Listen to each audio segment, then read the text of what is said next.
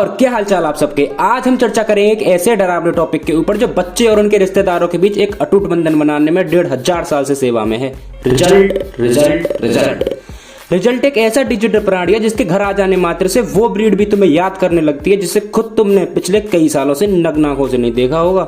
सोच के देखो, एक लौंडा जिसने 12 के बोर्ड्स देकर अपनी छुट्टियां एंजॉय कर रहा है, वो बिंदास लौंडा जिसने पेपर देने के बाद कभी घर आके नहीं देखा क्या लिख के आया है पेपर में, वो लौंडा भी रिजल्ट के 1 महीने पहले से नंबर ब्लॉक करने शुरू कर देता है अपने प्रिय लोगों के, क्योंकि उसे गांड और जान दोनों प्यारी हैं। यार इंडिया में खासकर तुम्हारा रिजल्ट परसेंटेज के ऊपर नहीं किसी और के ऊपर डिपेंड होता है। मतलब अगर तुम अपने बुआ के बच्चों से रिजल्ट तुम्हारा अच्छा है तो तुम इंटेलिजेंट हो, और अगर गलती से तुम्हारा रिजल्ट मौसी के बच्चों से अच्छा है तो तुम आइंस्टाइन हो बहनचोद। इस बात तुम्हारा बाप तुम्हें रशियन पेलने पर भी कोई एतराज नहीं होगा।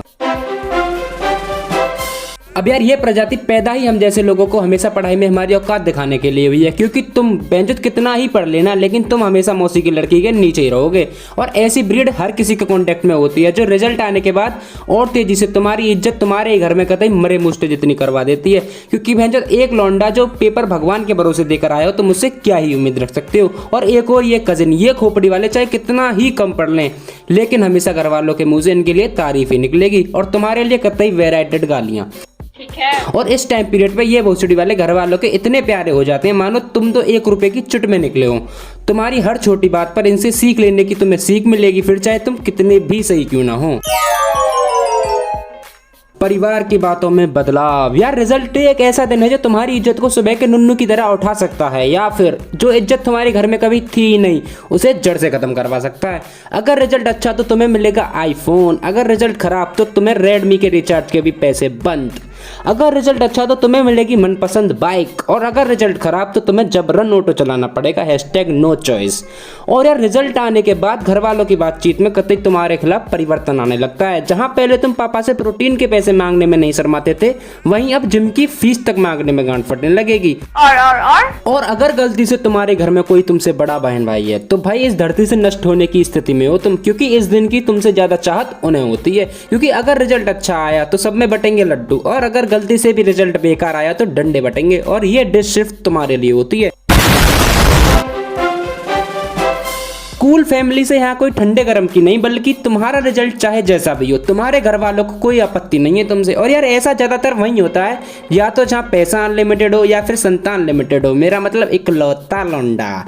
ऐसे घर में पैदा होना पेपर से ज्यादा कठिन होता है, क्योंकि इकलौते लौंडा चाहे 4 बार फेल हो जाए घर वालों को घंटा फर्क नहीं पड़ता, उसे दोबारा पढ़ाया जाएगा। लेकिन अगर तुम एक बार फेल भी होते हो तो स्कूल से नाक के साथ साथ तुम्हारा नाम भी कटवा दिया जाएगा, और तोहफे में मिलेंगे तुम्हें रेडी की दुकान, ऑटो रिक्शा और भी भिन्न भिन्न प्रकार के शॉकिंग गिफ्ट। ठीक है।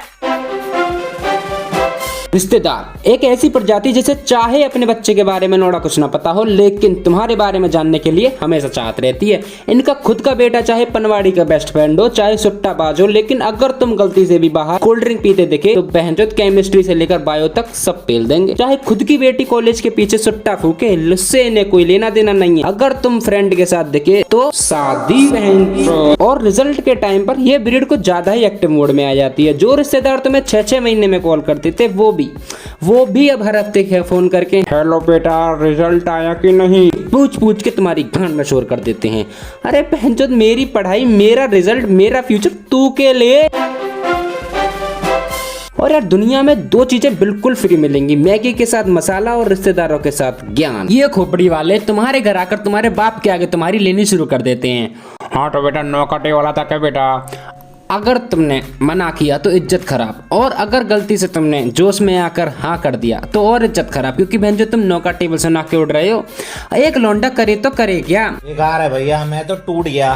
फिर आती है इनकी खुद की ताबड़तोड़ बकचोदियां। बेटे जब हम तुम्हारी उम्र के थे ना तब हम अपनों से बड़े क्लास के बच्चों से होशियार थे बेटे। अच्छा।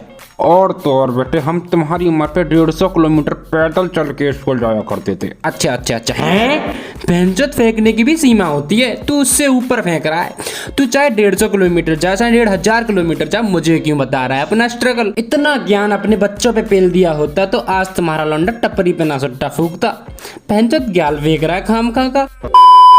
तो यार बस आज की वीडियो में बस इतना ही। और भाई एक ही बात बोलना चाहूंगा, ऐसे गेल चौधरी रिश्तेदारों से दूर रहें और अपनी पढ़ाई लगाई बढ़िया करें, कोई दिक्कत नहीं है भाई।